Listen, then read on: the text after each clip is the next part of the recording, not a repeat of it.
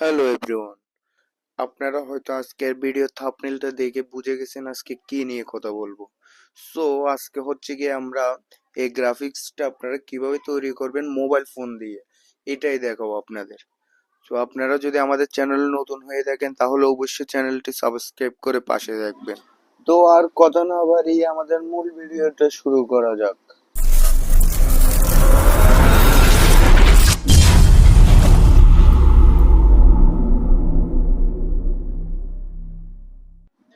আপনারা pixel lab অ্যাপটা open করে নেবেন, তারপরে এরকম একটা পেজ শো করবে। তখন আপনারা ইমেজ সাইজে যাবেন, ইমেজ সাইজ থেকে আপনারা কোন ধরনের ভিডিও বানাবেন এটা সিলেক্ট করতে পারবেন। ধরেন আমি ইউটিউব থাম্বনেল বানাবো, তো এখন আমি ইউটিউব থাম্বনেলে ক্লিক করলাম। ইউটিউব থাম্বনেল সাইজটি কিরকম হবে এখানে চলে আসলো অটোমেটিকলি।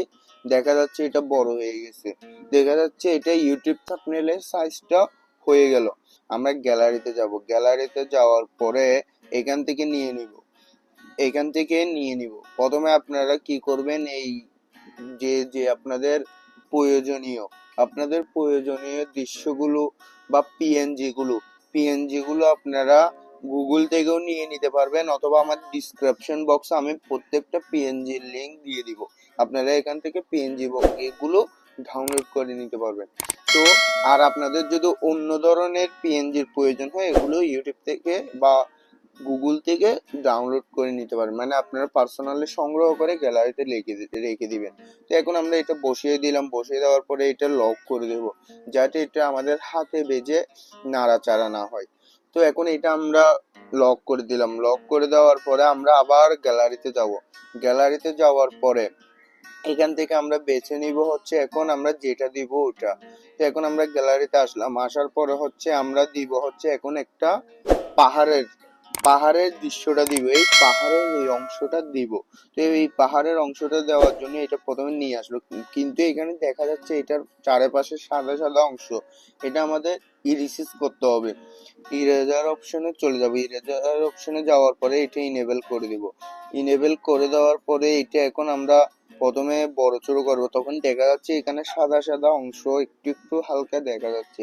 তো আমরা এটা রিমুভ করার জন্য এই অপশনটা ধরে একটু টেনে টুনে বড় ছোট করব, মানে যতক্ষণ ওইটা দেখা না যায়, মানে আপনারা আপনাদের মানে সুবিধা মতো এটা নাড়াচাড়া করে এটা কেটে নেবেন। তারপর সেভ দিয়ে দিলাম, তারপরে সেভ দেওয়ার পরে এখন হচ্ছে যে এটা জুম করে টেনে বসিয়ে দিব, পজিশন মতো বসিয়ে দিব।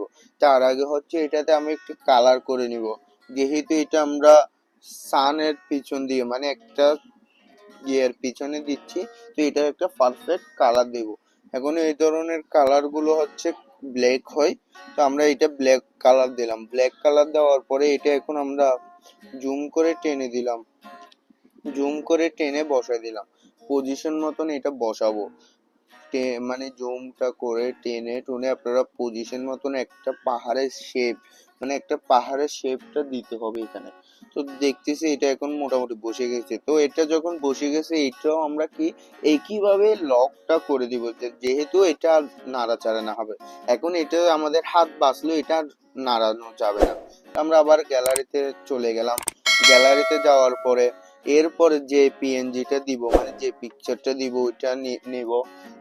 এরপরে হচ্ছে আমরা দিব এই এখান থেকে একটা পিক দিব, সেটা হচ্ছে এই ধনুকের পিকটা দিলাম। ধনুকের পিকটা ঠিক একই সিস্টেমে কেন সাদাটা দেখা যাচ্ছে। তো এটা আমরা আবার ইরেজ করে নিব, ইরেজ করার জন্য ইরেজার অপশনে যেতে হবে, তারপরে এটা ইনেবল করে দিব। ইনেবল করে দেওয়ার পরে এটা আবার রিমুভ হয়ে গেল, কিন্তু এইটা কালো দেখা যাচ্ছে, এর পাশে একটু একটু একটু একটু সাদা অংশ দেখা যাচ্ছে। এটার জন্য আমরা শেপ অনুযায়ী বড় ছোট করে নেব, যাতে এটা যতক্ষণ বোঝা যাবে যে এটার চারপাশে একটা সাদা অংশ বোঝা যাবে ততক্ষণ আমরা এটা ঠিক করব। ঠিক করার পর সেভ করে নিব। তো সেভ করে নেওয়ার পরে এটা তো একইভাবে একটা কালার দিয়ে দিব। এটাতে কালার অপশনটা খুঁজে নিতে হবে, আপনারা এখানে কালার অপশনটা খুঁজে নেবেন, দেখা যাবে। তো এটা ইনেবল করলাম, ইনেবল করার পরে আমরা এটা তো সেম একইভাবে ব্ল্যাক কালার দিয়ে দিব। তো ব্ল্যাক কালার দেওয়ার পরে এখন এটা পজিশন মতো বসাবো, এটা পজিশন মতো বসাবো। এটা আপনারা জুম করবেন বা বড় ছোট করবেন, মানে পাহাড়ের সাইজটা যেরকম এবার বসে দিব। কিন্তু তার আগে এখানে একটা ছোট কাজ বাকি রয়ে গেছে, সেটা দিয়ে দিব। তার আগে হচ্ছে এই পাহাড়ের উপর কিছু ঘাস কিছু ঘাসের পিকচার দিয়ে দিব আমরা। ওকে, তো এখানে ঘাসের পিকচার গুলো দেওয়ার জন্য আমরা এখান থেকে একটা ঘাস সিলেক্টেড করে নিলাম। কিন্তু এখানে দুই ধরনের পিকচার আছে। একটা হচ্ছে ধরেন আমরা এর আগে ওই ধনুক ধরা মানুষটার পিকে ছিল পুরোটাই সাদা অংশ, কিন্তু এখানে সাদা আর একটা কালার মানে ফুট ইরেজার মতো, কিন্তু সাদাটা রিমুভ হয়ে গেল, কিন্তু যেখানে ওই বাকি অংশটা আছে ঘর ঘর ঘর ঘর উঠে কিন্তু শো করতেছে। তার জন্য আমরা এখানে এটি এনেবল করে দেওয়ার পরে এখানে প্লাস আইকনে ক্লিক করে দেবো। প্লাস আইকনে ক্লিক করার পরে এখানে যেটা টিউব আছে এটাতে ক্লিক করব।